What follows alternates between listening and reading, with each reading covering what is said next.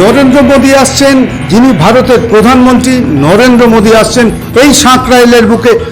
দুপুর থেকে আমরা লাগাতার কভারেজ করেছি এবং আপনাদের দেখিয়েছি শুধুমাত্র এনপিএস নিউজ বাংলার পর্দায়।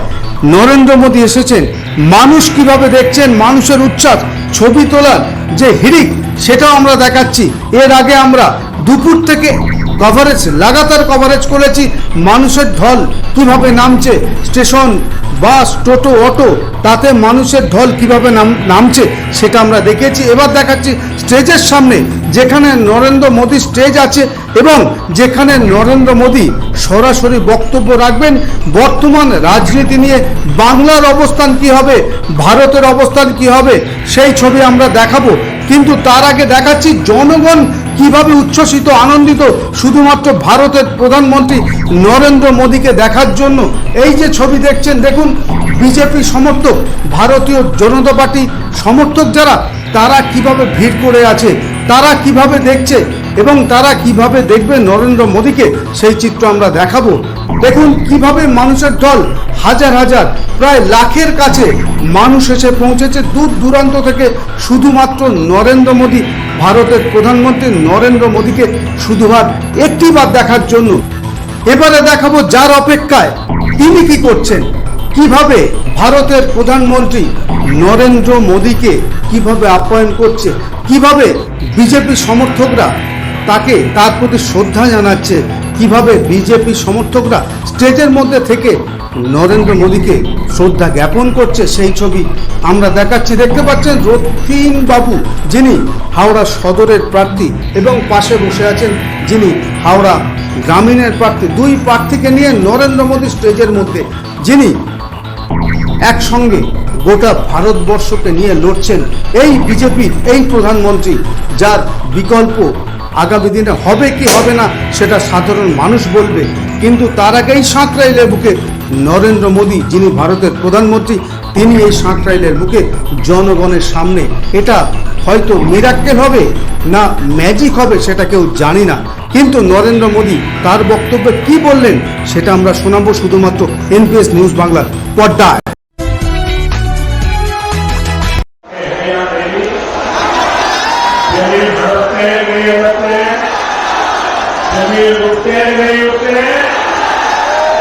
और ये सब कुछ सरकार के संरक्षण में होता है नहीं होता है, सरकार की कृपा से होता है नहीं होता है, सरकार की मेहरबानी से होता है नहीं होता है। और सरकार क्या कर रही है,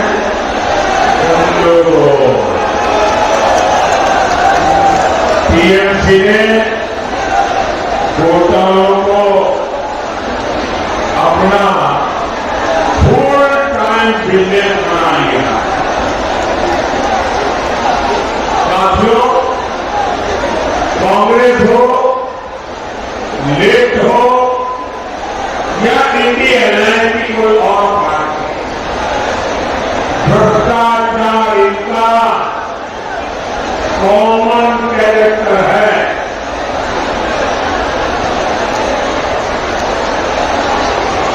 इंडी गठबंधन की ज्यादा पार्टियां छिपकर घोटाले करती है, लेकिन टीएमसी घोटालों की ओपन इंडस्ट्री चलाती है। यहां का लॉटरी स्कैम भी इसका उदाहरण है। बंगाल की जनता यहाँ लॉटरी घोटाले में अपनी मेहनत की कमाई गंवा चुकी है। इसका नुकसान बंगाल का युवा उठा रहा है। इस लॉटरी घोटाले के पीछे, इस लॉटरी घोटाले के पीछे कौन है?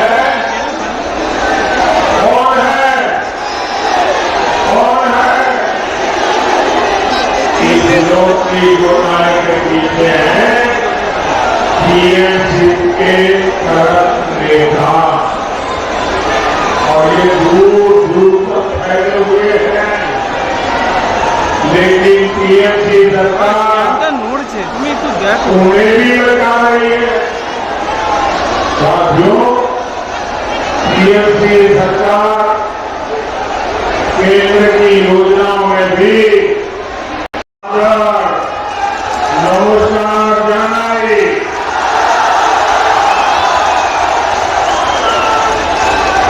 मैं महान संतों की इस धरती को प्रणाम करता हूं। भारत की ये धरती बेलूर मठ की ये तपोभूमि आज मोदी जो कुछ भी है यहां के आशीर्वाद है। ये बुजुर्ग माता जी को चेयर दीजिए भाई, ये बुजुर्ग माता जी को चेयर दीजिए, एक कुर्सी दे दीजिए माता जी को। हाँ हाँ बैठिए, हाँ बैठिए।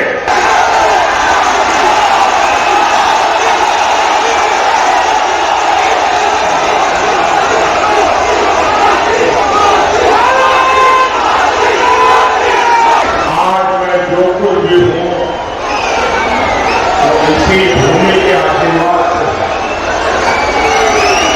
अब आगे मेरे जीवन में लक्ष्य और भी बड़े हैं। मेरे लिए नहीं,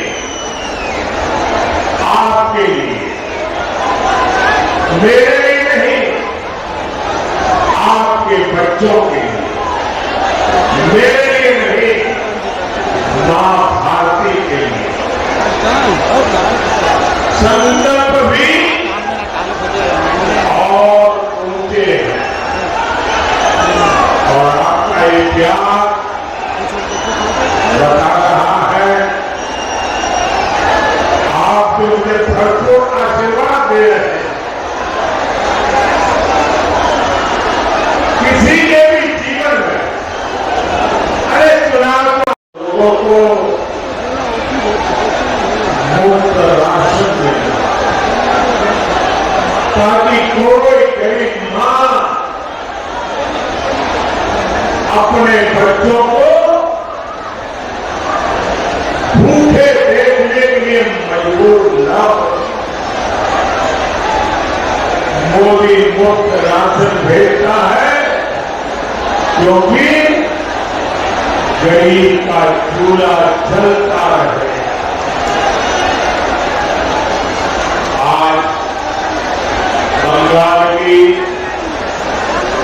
1.25 करोड़ बहनों को उज्ज्वला सिलेंडर मिला।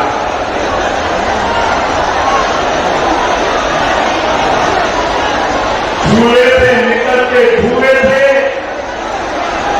उसके शरीर में।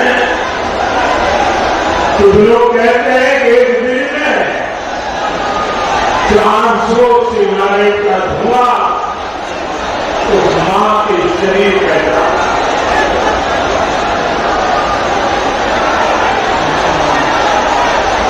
अगर दिल्ली में आपका बेटा आपके लिए बैठा हो तो ये धुएं से मुक्ति दिलाने के लिए 1.25 करोड़ माताओं को गैस का कनेक्शन देने का काम एक बेटे की तरह किया। बंगाल में हमने 5 करोड़ से ज्यादा जनधन खाते खुलवाए, जिस बैंक के दरवाजे तक गरीब जा नहीं सकता था, दूर से भी बैंक की तरफ देख नहीं सकता था। बेटी आप हाथ नीचे दो, मैं आखिर में इसको ले लूंगा। आप हाथ नीचे दो, मैं ले लूंगा।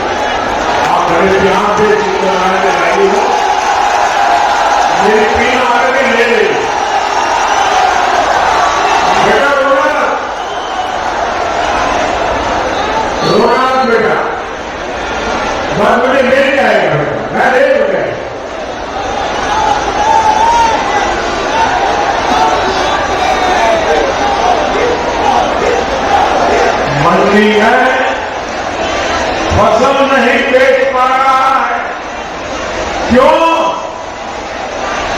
वहां भी टीएमसी के 16 काजों ने कब्जा नहीं हो सकता। साथियों, टीएमसी में आज लूट के 2 डिपार्टमेंट चल रहे हैं। टीएमसी के नेताओं का काम है गंडगोल। टीएमसी नेताओं का काम है, टीएमसी के नेताओं का काम है, टीएमसी के नेताओं का काम है और टीएमसी के पाले हुए गुंडों का काम है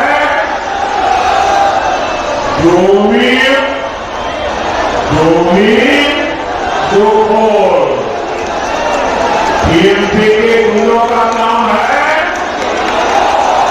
टीएमसी के गुंडों का काम है, टीएमसी के गुंडे बुरे आम बीजेपी पूरा कर सकती है क्योंकि वो बीजेपी का संस्कार है। आज हम बंगाल में वर्ल्ड क्लास इंफ्रास्ट्रक्चर बना रहे हैं। आज हावड़ा में देश की पहली अंडर वाटर मेट्रो चल रही है। पहले बंगाल को 4,000 करोड़ रुपए का रेल बजट मिलता था। हमारी सरकार 14,000 करोड़ रुपए रेल बजट में बंगाल को दे रही है। हम शालीमार और सांता घाटी स्टेशनों को वर्ल्ड क्लास बना रहे हैं।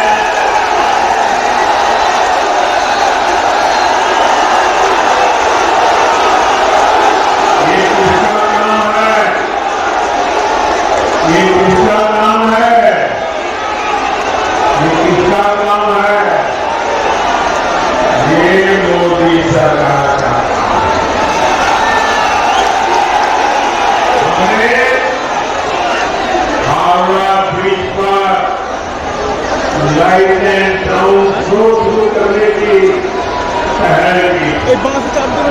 आज ये पर्यटकों के आकर्षण का केंद्र बन रहा। साथियों, आने वाली 20 मई को आप केवल सरकार नहीं चुनेंगे, आप बंगाल का भविष्य भी चुनेंगे। आप बंगाल की सुरक्षा भी चुनेंगे। बीजेपी ने बहुत बड़ी जिम्मेदारी के साथ हावड़ा से हमारे साथी रविंद्र चक्रवर्ती जी को और उलूबेड़िया से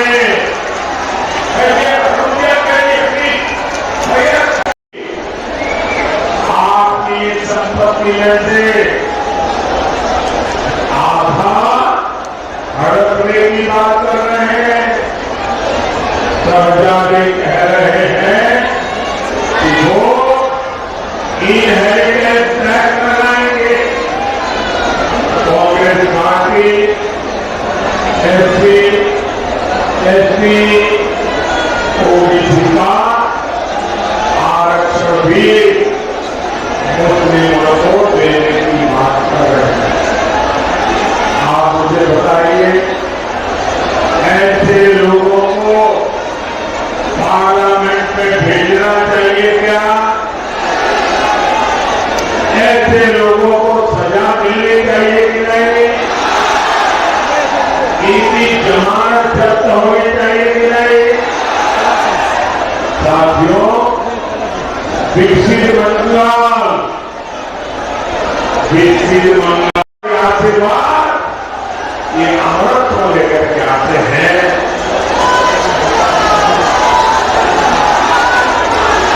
साथियों, मोदी देश की गरीब, दलित, पिछड़ा, आदिवासी की सेवा करने के लिए परमात्मा ने उसे इस धरती पर जन्म दिया। आप याद करिए, पहले पार्टियां आपका वोट तो ले लेती थी, लेकिन सरकार बनने के बाद उनकी भाषा बदल जाती है। आप नेता के पास जाते थे तो नेता कहता था तुम कौन हो।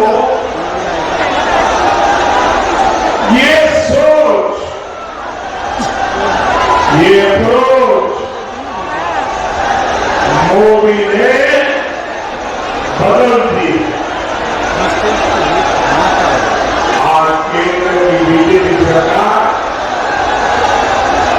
हर देशवासी के दरवाजे पहुंच रही है।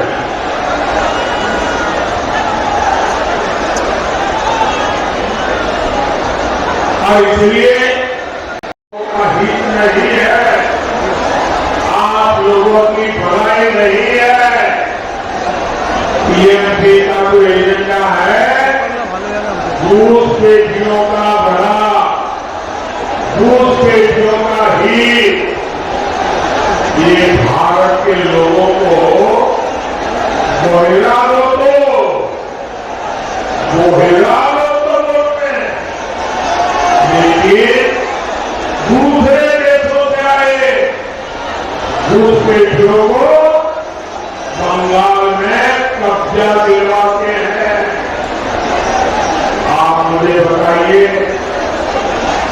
एक घुसपैठिए बोहिरा वो तो है या नहीं है? ये बंगाल के लिए खतरा है या नहीं है? साथियों, वोट बैंक पॉलिटिक्स के लिए कांग्रेस, लेफ्ट और टीएमसी ने बंगाल की पहचान को दांव पर लगा दिया। कई इलाकों में यहाँ के लोग अल्पसंख्यक हो गए। थोड़े आम हिंदुओं को धमकी देते हैं।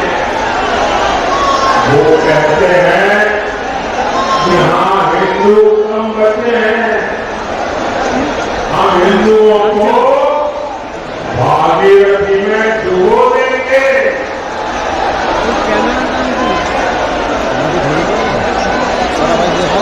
और टीएमसी उसका भी बचाव करती है, उसे सही ठहराती है। दूसरी तरफ ऐसा खुला खेल इतना अमानवीय ठहरा।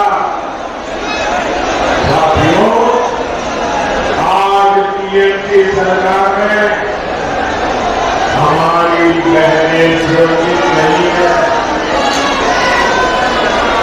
यहाँ महिलाओं पर अत्याचार हो रहे हैं। संदेश थाली में क्या हुआ, पूरे देश ने देखा। बेटियों के कोशिश कर रही भाजपा सरकार गरीबों को प्रधानमंत्री आवास देती है, लेकिन यहाँ टीएमसी सरकार केवल उन्हीं लोगों को पैसा रिलीज करती है या तो टीएमसी से जुड़े हैं या तो टीएमसी वालों को पैसे देते हैं। दूसरे गरीबों के लोग हमारी योजनाओं का लाभ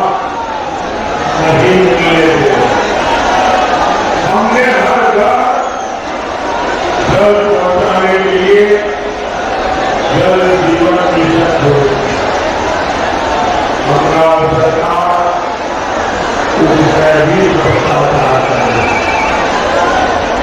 ये राजनीतिक फायदे के लिए बंगाल की जनता को पानी के लिए तड़पा रहे हैं।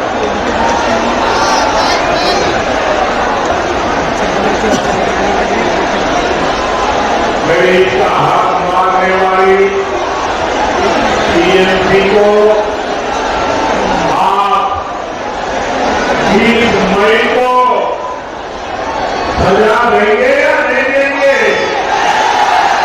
सजा देंगे या नहीं देंगे? जबरदस्त सजा देंगे?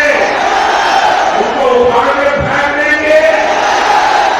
साथियों, टीएमसी सरकार की प्राथमिकता आप लोग नहीं है।